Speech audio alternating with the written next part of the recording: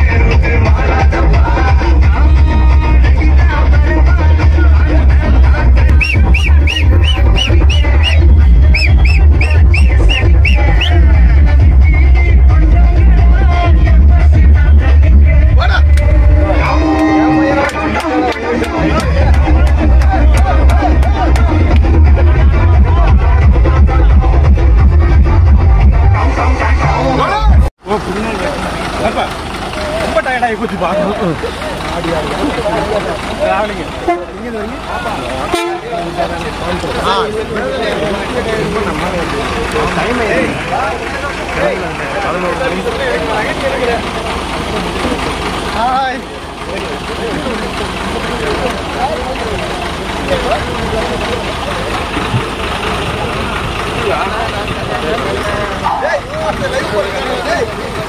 சிவன் வராது. சிவன் அப்படி இந்த பக்கம் போஸ் காட்டுறேன். போஸ் என்ன வயசான ஆளாட்டே வாங்கிட்டு சொல்லி குளிச்சு இருக்க வேண்டாமா?